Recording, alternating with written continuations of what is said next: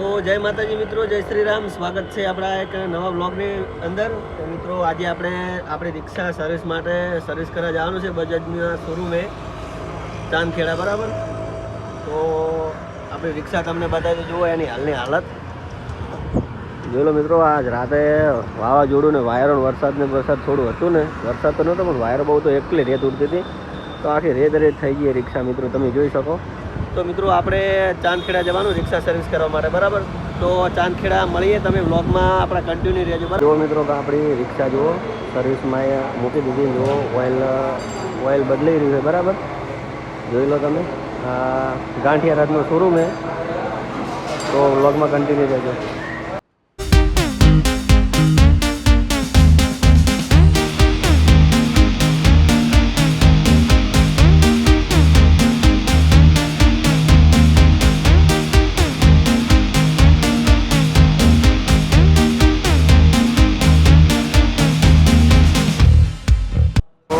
મિત્રો આપણી રિક્ષા finally service થઈ રહી છે. ખરેખર આ શોરૂમ છે અહીંથી ગાંઠિયા રથનો ચાંદખેડાનો, અને એવી જોરદાર એક બેસ્ટ સર્વિસ છે. કેમ કે હોય આપણા ભાઈ વિષ્ણુભાઈ આપણે મેનેજરમાં છે, અને ખરેખરથી આપણે સર્વિસ આલી રિક્ષાની જેવી આપણે મહેસાણા કે બીજે કોઈ જગ્યાએ નહીં આલી એવી બેસ્ટ સર્વિસ આલી ભાઈ, ખરેખર જોરદાર સર્વિસ આલી. તો તમે આગળ તો મિત્રો જુઓ ફાઇનલી આપણી રિક્ષા સર્વિસ થઈને બહાર આવી ગઈ છે. જુઓ કમ્પ્લીટ ધોવાઈ બોવાઈને કમ્પ્લીટ જુઓ મસ્ત કોમકાજ કરી નાખી. જુઓ તમને બતાવું, ધોવામાં પણ હોય એનું કોમકાજ ભાઈ ખરેખર એક નંબર છે. જોઈ લો તમે. એન્જિનમાં મસ્ત ફુવારો માર્યો.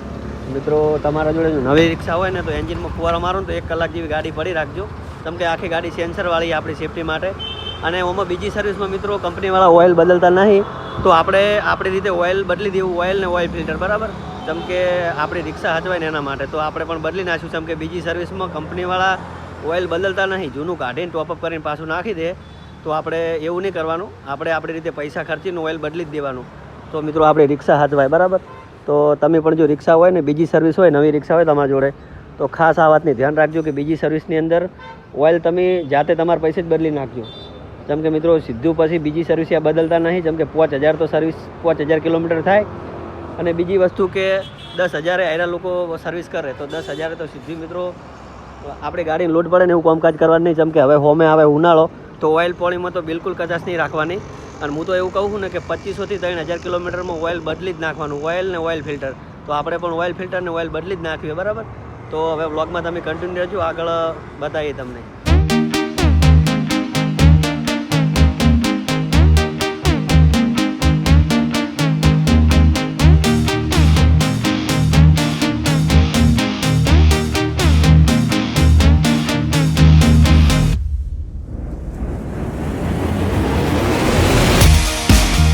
જય માતાજી મિત્રો, સ્વાગત છે આપણા બ્લોગમાં. મિત્રો આપણો કાલનો બ્લોગ થોડો અધૂરો રહ્યો હતો, તો મિત્રો એના માટે હું ખાસ એવું કહેવા માગીશ કે જો તમારા જોડે રિક્ષા હોય ને, તો રિક્ષા તમે નવી રિક્ષા હોય કે જૂની રિક્ષા હોય, 2500 થી 3000 કિલોમીટરની અંદર તમે પર મંથ સર્વિસ કરાવી જ નાખો.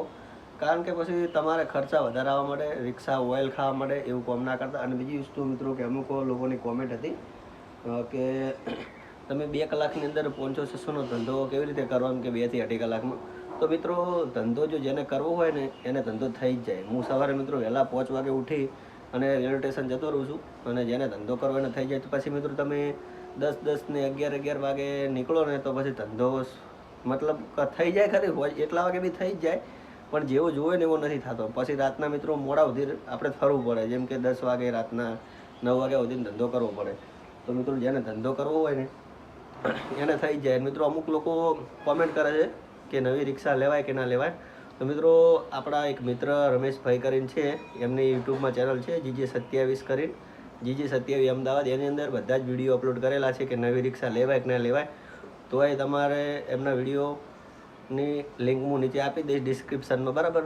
તો નવી રિક્ષા બાબતે તો મિત્રો હું એમ કહીશ કે પહેલાં તમે રિક્ષા છે ને બચત ઉપર લાવી અને 1 મહિનો કાં તો 1.5 મહિનો ટ્રાય મારો. તમને જો યોગ્ય લાગે ને પછી તમે નવી રિક્ષા લાવો. ડાયરેક્ટ તમે નવી રિક્ષા લાવશો ને તો ખોટું ભરાઈ જવાનું થશે. હું એવું નહીં કહેતો, તમને ડિમોટિવ નહીં કરતો કે ધંધો ના થાય, ધંધો થઈ બી જાય, પણ અમુક લોકો કેવું હોય આળસવાળા બી હોય, એમ કે વહેલા ઉઠતા ના હોય, ઘણા બધા પ્રોબ્લેમ હોય. તો મિત્રો ખાસ એ વાતનું પણ ધ્યાન રાખવું, બરાબર. અને મિત્રો હવે થોડા દિવસ આપણા બ્લોગ કન્ટિન્યુ ના આવે તો ચલાવી લેજો. શોર્ટ વિડીયો તો આવશે જ, શોર્ટ બ્લોગ, મિની બ્લોગ તો આવતા જ રહેશે, બરાબર. તો મળીએ મિત્રો આગળ બીજા એક નવા વ્લોગમાં. અને આ વ્લોગ તમને ગમ્યો હોય ને તો વિડીયોને લાઈક કરજો, શેર કરજો અને ખાસ ચેનલને સબસ્ક્રાઈબ કરવાનું ભૂલતા નહીં. જય માતાજી, જય શ્રી રામ.